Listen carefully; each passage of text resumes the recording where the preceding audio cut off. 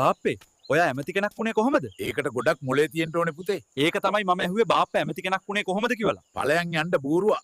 දැන් ළමයි හැමෝම පිරිමි ප්‍රජනන පද්ධතියක් අදින්න. තව ටිකකින් මම පොත් බලනවා. සර් සිප් එක වහගන්න නැත්තම් ගැණු ළමයි කොපි කරයි.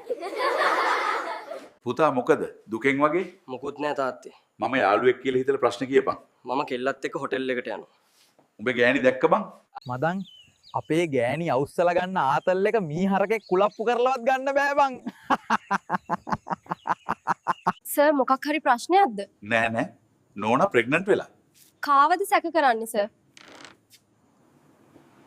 බබා මම හරිම ලස්සනයි නේද? එයි කන්නාඩිය විශ්වාස නැද්ද ඔයාට? මොකද්ද සේනාධීර ඔයාගේ ලංනේ? මගේ නම් කන්‍යා. ඒ තාමත් සුදු නෝනා. උදව්වක් කරන්න බැරි වෙයිද? බැරි වෙයි අම්මේ බැරි වෙයි. චූක්කක් මෙහාට වෙන්නකෝ. එපි මීට අවුරුදු 50කට කලින් සතුටින් හිටියේ නේද මැනිකේ? ඉතින් ඔනේ අවුරුදු 50කට කලින් අපි ඔදුනන්නේවත් නැහැනේ. ඔව් ඒක තමයි සතුටින් හිටියේ. අම්මේ මේ ලව් කරලා මැරි කරන එකද හොඳ නැත්නම් ප්‍රොපෝසල් එකකින් මැරි කරන එකද හොඳ? වත්තේ ණය කෑවත් එකයි, කැලේ ණය කෑවත් එකයි. උඹ දන්නවද ගෑනුන්ට රෙදි ගන්න ගියාම තියෙන ප්‍රධාන ප්‍රශ්න දෙක? දන්නේ නැහැ බං. ඒ මොකද්ද? මේ සයිස් එකේ වෙන කලර් නැද්ද? මේ කලර් එකේ වෙන සයිස් නැද්ද? ඒක නම් ඇත්ත බං. බබා මේ අපේ කසාද සෙට් කරපු කපු මහත්තයා වාහනයක හැප්පිලලු. පොද වැඩේ ඔකට මට කරපු අපරාධයට ඕකට ඔහොම වෙලා මදි.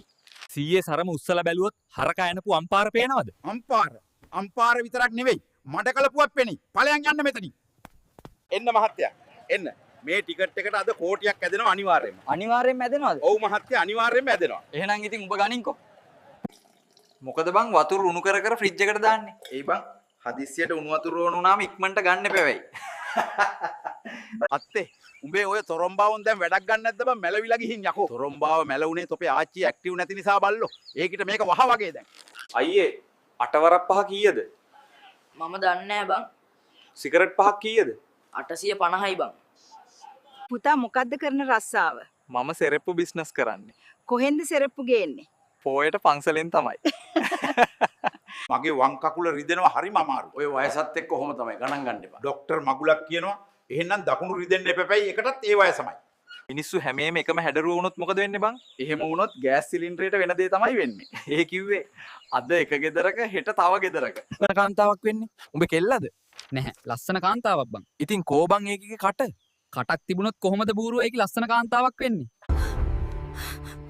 අනේ මහත්තයා නැගිටින්නකෝ. මැරිලවත් නිදහසේ ඉන්න දියන්කෝ ගෑණියෙක්. දරුවා නම් ඔයා වගේමයි කෑ ගහන්න එපා බං. නෝන ගේ තුලේ. ඈ ඔය අල්ලපු ගෙදර ළමයා එන්න ආයේ. ගලේ ගහලා හොද ගන්න. නෑ නංගි මම අතේ ගහලම හොදගන්න. අක්කේ ඔයාගේ පූස හරි හුරතල්නේ. ඔන්න නම් අත ගාලා බලන්න මල්ලි. කෙල්ලේ උඹේ කුඹුර හාන්න මටත් පුළුවන්. එක්කන් යන්නද? අනේ සීයේ. ඔයාට වඩා කොල්ලගේ නඟුල දිගයිනේ. ළමයි කියන්න බලන්න මිනිස් ශරීරයේ ගමන් ගන්න රුබිරය බ්ලඩ් ගෲප් වලට බෙදිලා තියෙන්නේ. මදුරුවන්ට කැමති ෆ්ලේවර් එක තෝරන් බොන්න. ඇයි ඔයා මේ රස්සාවට ඉල්ලුම් කරන්න හිතුවේ? දැනීමේ තිබුණා පළපුරුද්දක් නැති අයටත් අවස්ථාවක් කියලා. ඉතින් මම හිතුවා සර් කිසිම පළපුරුද්දක් නැති මට මේක තමයි තියෙන හොඳම අවස්ථාව කියලා. ડોක්ටර් මගේ පස්ස රිදෙනවා හැමදාම. මොන හරියද රිදෙන්නේ? ඇතුළට යන තැන ડોක්ටර්. ඇත්තට මෙතන දේවල් එළියට එන තැනක් ඔකට ඇතුල් වෙන තැනක් කියනකල් ඔය රිදෙන එක නම් අඩු කරගන්න බැරි වෙයි. දදාමයි කියන්න බලන්න අලියතුන් මාරු වෙන තැනට කියන්නම් මොකද්ද? අලිමංකඩ. හරි එහෙනම් කියන්න බලන්න උරන් මාරු වෙන තැනට කියන්නේ මොකද්ද? පෝක් සමුද්‍ර සංදිය. දන ගහපිය උර ඔක්කොම.